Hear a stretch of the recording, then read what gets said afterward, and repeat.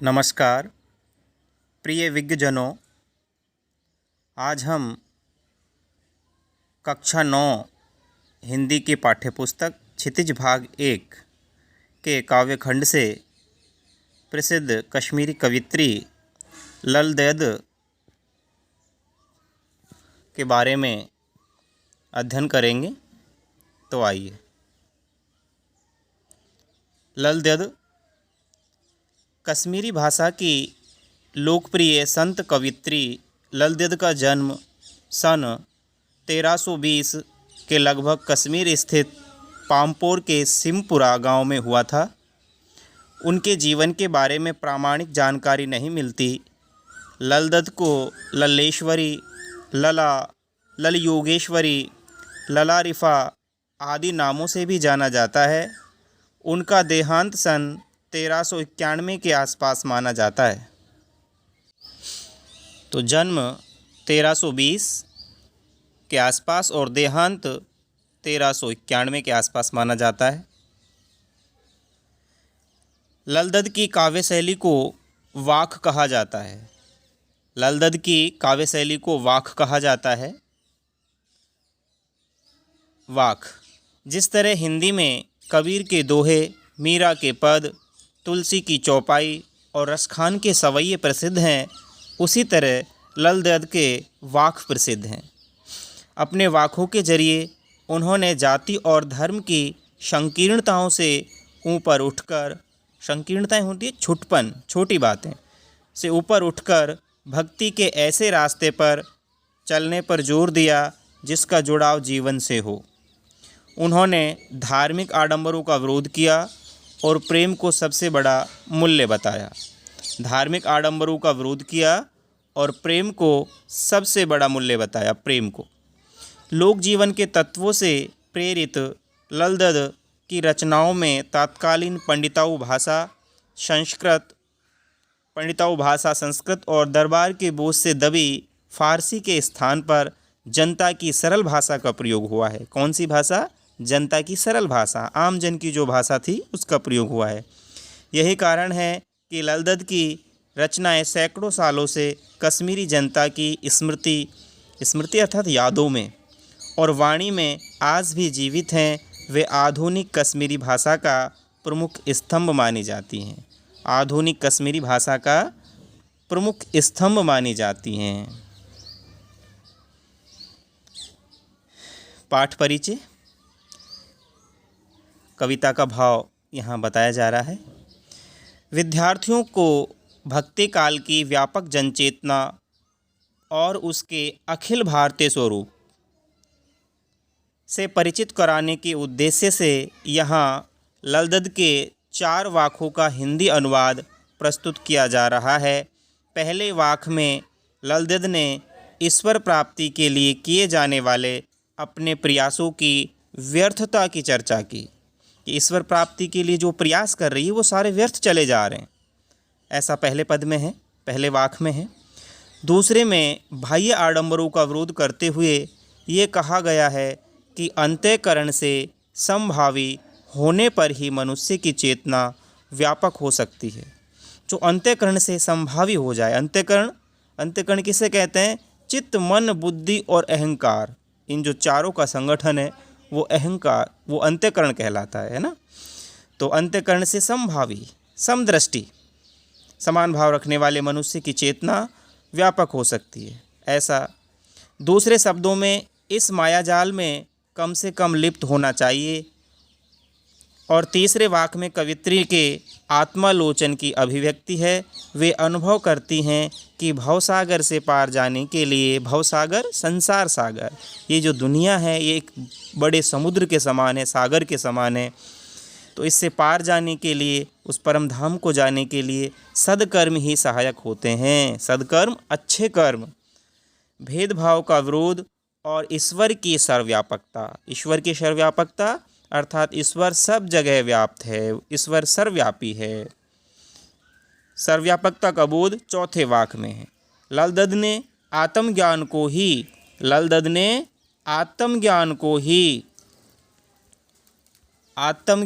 ही सच्चा ज्ञान माना है। प्रस्तुत वाक्यों का अनुवाद मीराकांत ने किया है। ये जो वाक्य हैं इनका अनुवाद मीराकांत जी ने किया है। हाँ, तो आइए अब हम वाक्यों का अर्थ ग्रहण करते हैं। रस्सी कच्चे धागे की खींच रही मैं नाव, जाने कब सुन मेरी पुकार, करें देव भव सागर पार। पानी टपके कच्चे सकोरे, व्यर्थ प्रयास हो रहे मेरे, जी में उठती रह हूँ घर जाने की चाह है घेरे। रस्सी कच्चे धागे की, जो रस्सी है वो कच्चे धागों से बनी हुई है। खींच रही मैं नाव, और मैं अपनी जीवन रूपी नौका को उससे कच्चे धागे की रस्सी से खींच रही हूँ। जाने कब सुन मेरी पुकार, करें देव भव सागर पार। जाने वो कब मेरी पुकार को सुनेंगे और वो देव, वो ईश्वर, वो परमात्मा कब मुझे भवसागर से, संसार सागर से पार करेंगे। भव माने होता है संसार, संसार, संसार, संस्कृति, जग, दुनिया, सब इसी के पर्यायवाची हैं। पानी टपके कच्चे सकोरे, व्यर्थ प्रयास हो रहे मेरे। पानी टपके कच्चे सकोरे, मिट्टी के जो कच्चे पात्र हैं, बर्तन हैं, सकोरे बोला जाता है उनको, उनसे पानी टपक रहा है। व्यर्थ प्रयास हो रहे मेरे, तो ऐसे मेरा जो प्रयास है ईश्वर प्राप्ति का वो व्यर्थ हो रहा है। जिस तरह से हम कच्चे मिट्टी के पात्र में पानी भर लें तो उसमें पानी रिसता रहता है, टपकता रहता है, रुकता नहीं है कच्चे मिट्टी के पात्र में। जी में उठती रह हूँक, घर जाने की चाह है घेरे। बार बार मेरे जी में एक ही हूँक उठती है कि मुझे मेरे घर जाना है, मुझे मेरे परमात्मा के पास जाना है। और भावार्थ करते हैं। भवसागर संसार रूपी सागर। कच्चे सकोरे क्षणभंगुर जीवन का प्रतीक हैं। हूँक एक तड़प है, वेदना है। कवित्री कहती हैं कि यह जीवन कच्चे धागे की डोर सा नश्वर है जो श्वास रूपी रस्सी पर टिका हुआ है। रस्सी कौन सी है? श्वास रूपी रस्सी है, जिसके सहारे मैं प्रभु भक्ति की नाव को खे रही हूँ। प्रभु भक्ति रूपी जो नाव है उसको मैं आगे ले जा रही हूँ। न जाने मेरे देव, मेरे ईश्वर मेरी पुकार को कब सुनेंगे और मेरा बेड़ा पार कब लगाएंगे, मुझे मेरी मंजिल कब मिलेगी। ये जो मिट्टी है ये कच्चे बर्तन के समान क्षणभंगुर है। इससे मैं आयु रूपी जो जल है, मेरा जो उम्र आयु रूपी जो जल है वो पल पल में टपक रहा है, क्षण क्षण व्यतीत हो रहा है। अर्थात जीवन निरंतर बीतता जा रहा है, मृत्यु निकट आती जा रही है। प्रभु मिलन के जो सारे प्रयास हैं मेरे वो बेकार हो रहे हैं, व्यर्थ प्रयास हो रहे मेरे। प्रभु के मिलन में जो प्रयास हैं वो बेकार हो रहे हैं। मेरे हृदय में रह रह कर एक तड़प उठती है, जी में उठती रह रहे हूक। मेरे हृदय में रुक रुक करके एक ही तड़प उठती है कि न जाने कब मैं अपने प्रभु से मिलूंगी।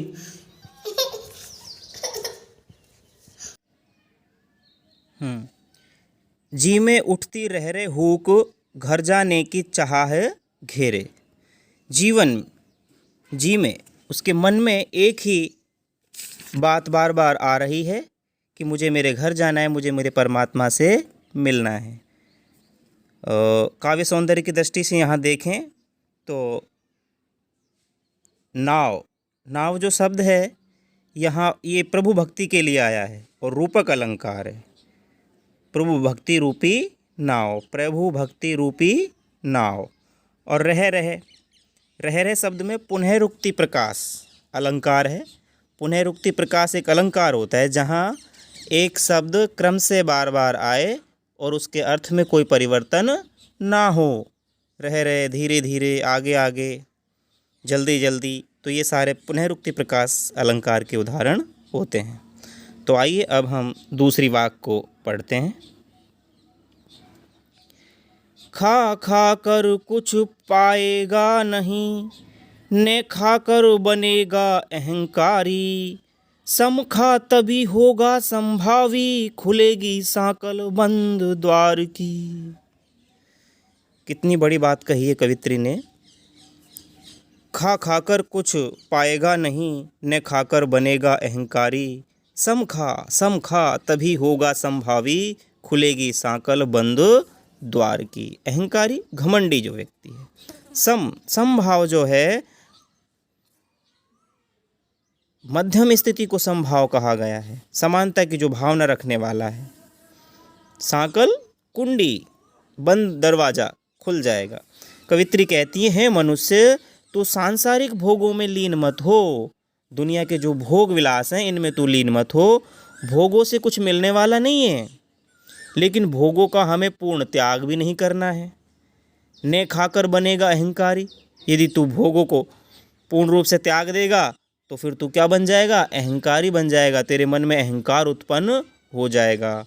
त्यागी व्यक्ति क्या है? त्यागी व्यक्ति के अंतर्गत अहंकार होता है, क्योंकि उसने कुछ त्यागा है तो उसको त्याग का अहम हो गया।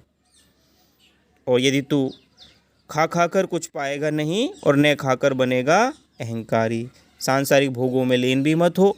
अगर इन भोग विलासों में चलता रहा तो तुझे कुछ हाथ नहीं लगने वाला, और यदि तू इनको पूर्ण रूप से त्याग देता है तो तू अहंकार वाला बन जाएगा। तो भोग और त्याग में उचित संतुलन रखना होगा, इंद्रियों पर उचित संयम रखना होगा, मध्यम मार्ग अपनाना होगा। सम खा तभी होगा संभावी। सम खा, मध्यम मार्ग को अपना, समानता का भाव रख, तभी संभावी बनेगा। खुलेगी सांकल बंद द्वार की। और ऐसी मनोदशा उत्पन्न होने पर प्रभु प्राप्ति के जो बंद दरवाजे हैं, बंद द्वार हैं, वो खुल जाएंगे और तुझे तेरा प्रभु मिल जाएगा। तो यहाँ कवित्री ने भोगों पर उचित संयम रखने की बात कही है। उचित संयम हमें रखना है। तो आइए तीसरे वाक्य को देखते हैं। आई सीधी राह से गई न सीधी राह, सुसुम से तू पर खड़ी थी बीत गया दिन आह। जेब टटोली कोड़ी न पाई, मांझी को दूं क्या उतराई। आई सीधी राह से गई न सीधी राह, और सुसुम से तू पर खड़ी थी बीत गया दिन आहा। जेब टटोली कोड़ी न पाई, मांझी को दूं क्या उतराई। आई सीधी राह से। सीधी राह क्या है? सीधी राह है सीधा रास्ता। गई ने सीधी राह, और हम उस सीधे सरल मध्यम मार्ग जो है, सीधा सरल मध्यम मार्ग जो है वो सीधी राह है, और हम उस सीधे राह से नहीं गए। सुसुम सेतु पर खड़ी थी। सुसुम सेतु, ये जो योगी लोग होते हैं हठ योग की साधना में ये आते हैं। इड़ा पिंगला नाड़ियाँ हैं, इड़ा सूर्य, पिंगला चंद्रमा, सुषुम्ना दोनों नेत्रों के ऊपर जो त्रिपुट है जहाँ पर तिलक लगाया जाता है, यहाँ सुषुम्ना नाड़ी होती है। तो सुषुम्ना नाड़ी, सुषुम सेतु पर खड़ी थी बीत गया दिन आहा, कि मैं योग के चक्कर में पड़ गई। जेब टटोली कोड़ी न पाई, मांझी को दूं क्या उतराई। और इस योग साधना में मुझे कुछ नहीं मिला। जब मैंने अपनी जेब को अंत में टटोला तो उसमें मुझे कोड़ी भी नहीं मिली। अब मैं उस ईश्वर रूपी मांझी को उतराई में क्या दूं। यदि हम नाव से नदी को पार करें तो उस नाविक के मांझी को कुछ ना कुछ भाड़ा किराया हम देते हैं, लेकिन हम इस दुनिया रूपी नदी में आए हैं, संसार रूपी नदी में आए हैं। सीधे सरल मार्ग से आए थे, सीधे सरल मार्ग से हमें जाना था, लेकिन हम योग साधना दुनियादारी के इस झमेलों में फंस गए। अब हम उस ईश्वर रूपी मांझी को उतराई में क्या देंगे? जब वहाँ जाएंगे तो उसे क्या देंगे? और समझिए, कवित्री का कहना है कि उसने तो भवसागर से पार होने का सीधा जो मध्यम मार्ग है वही चुना था, परंतु इस मार्ग पर चलते चलते वह हठयोग साधना के कठिन मार्ग पर चल पड़ी। सुषुम्ना आदि नाड़ियों को जागृत करने के फेर में उसका सारा जीवन बीत गया।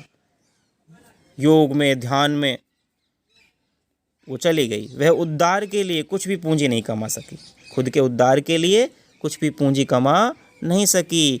वो गुरु या ईश्वर को देने के लिए दिव्य गुणों रूपी जो पूंजी है, दिव्य गुणों रूपी जो पूंजी है वो उसके पास नहीं है। तो अब वो उतराई में ईश्वर को क्या देगी? सुषुम सेतु, सुषुम्ना नाड़ी की जो साधना है उसको कहा गया है। मांझी ईश्वर हैं और वही हमें इस भवसागर रूपी जीवन से पार उतारने वाले नाविक हैं। हठ योग की जो साधना है वो जीवन व्यर्थ करना है, उसमें कुछ नहीं रखा है ना। अब हम चौथा वाक्य पढ़ते हैं। थल थल में बसता है शिव ही, भेद ने कर क्या हिंदू मुसलमान। ज्ञानी है तो स्वयं को जान, वही है साहिब से पहचान। थल थल में स्थान स्थान पर बसता है शिव ही। शिव मतलब ईश्वर। कवित्री ललदद ने अपने भगवान को शिव कहा है। थल थल में स्थान स्थान पर कण कण में भगवान का वास है, इस बात को वो यहाँ कहना चाहती हैं। भेद ने कर क्या हिंदू मुसलमान। तो भेदभाव के चक्कर में मत पड़, धार्मिक आडंबरों में मत पड़, तिरस्कार का भाव अपने अंदर मत जगा। सबके अंदर, हिंदू और मुसलमान सभी के अंदर ईश्वर का वास है। ईश्वर अंश जीव अविनाशी। तो क्या हिंदू क्या मुसलमान। कवित्री कहते हैं कि परमेश्वर इस सृष्टि के कण कण में व्याप्त हैं, इसलिए हिंदू और मुसलमान के बीच का जो भेद है, ऐसा करना ईश्वर का तिरस्कार करना है। ईश्वर के सच्चे भक्त और ज्ञानी को मनुष्य के बीच भेद नहीं करना चाहिए।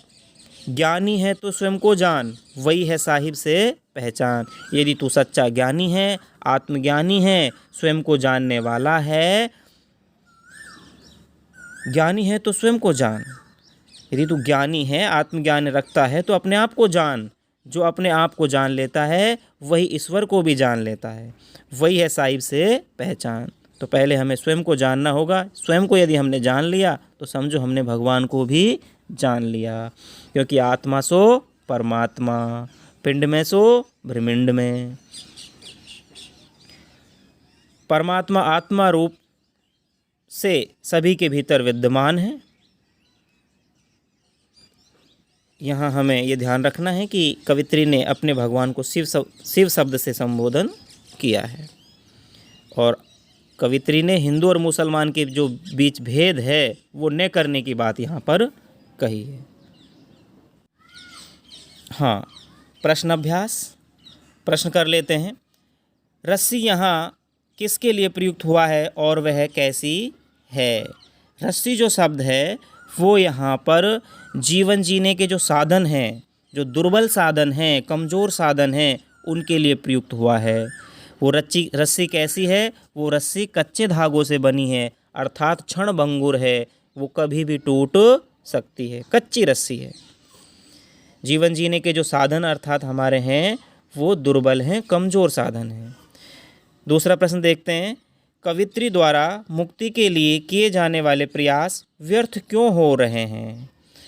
प्रयासों के व्यर्थ होने का कारण है जीवन का बीतता चला जाना।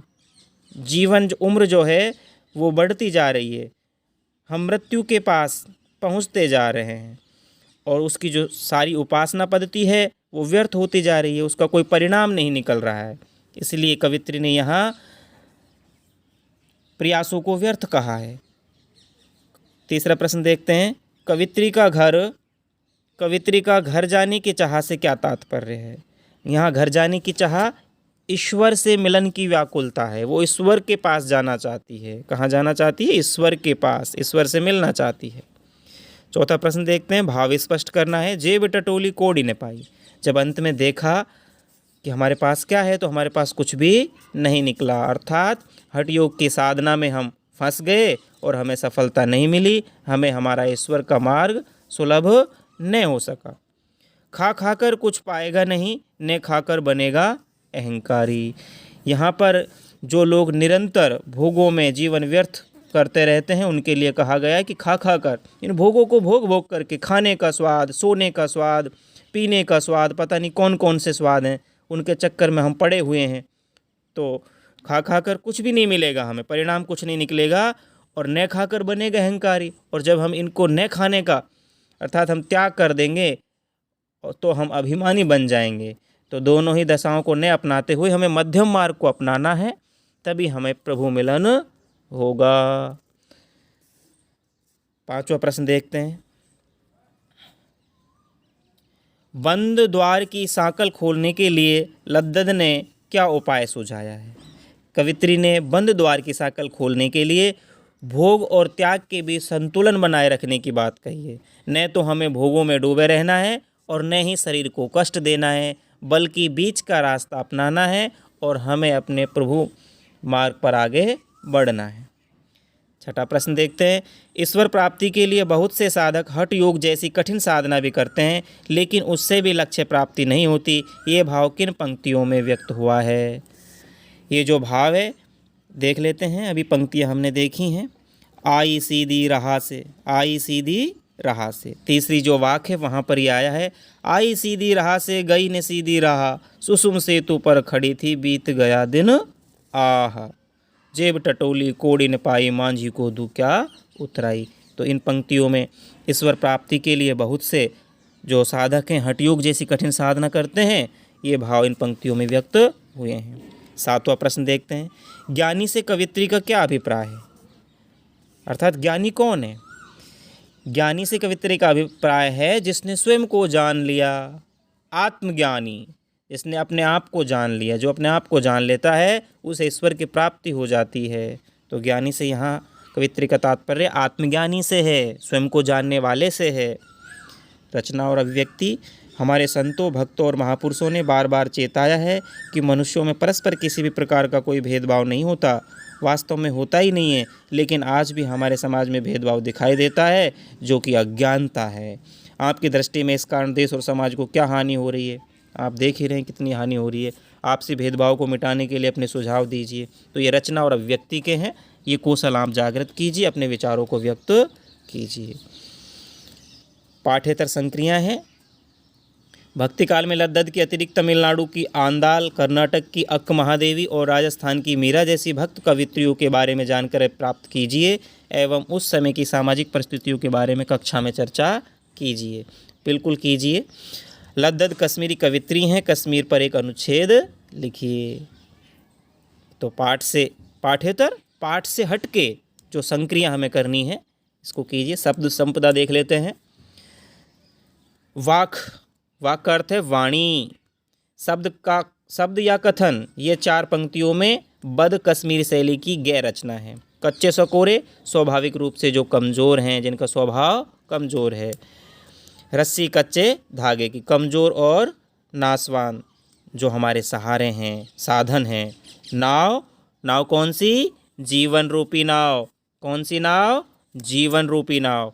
सम, अंत्यकरण तथा बाह्य इंद्रियों का जो निग्रह है वो सम कहलाता है। समभाव, बीच की स्थिति। संभावी, समानता की भावना। खुलेगी सांकल बंद द्वार की, अर्थात चेतना व्यापक होगी, मन मुक्त होगा।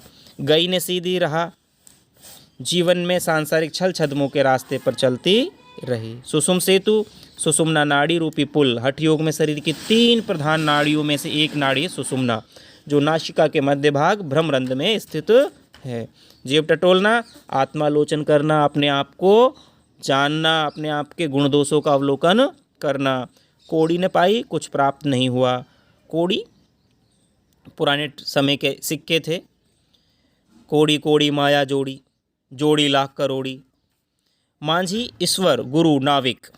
उतराई सदकर्म रूपी मेहनत, जो सदकर्म रूपी मेहनताना है उसको उतराई कहा गया है। परिश्रम के बाद जो हमें पैसा मिलता है। थल थल सर्वत्र, सब जगह। शिव ईश्वर, साहिब स्वामी या ईश्वर। तो यहाँ अपना ये अध्याय पूर्ण होता है। धन्यवाद। इसे देखें, सुनें, समझें और अपने ज्ञान में वृद्धि करें। किसी भी प्रकार की समस्या या कोई बात समझ नहीं आई हो तो हमें बताएं। धन्यवाद।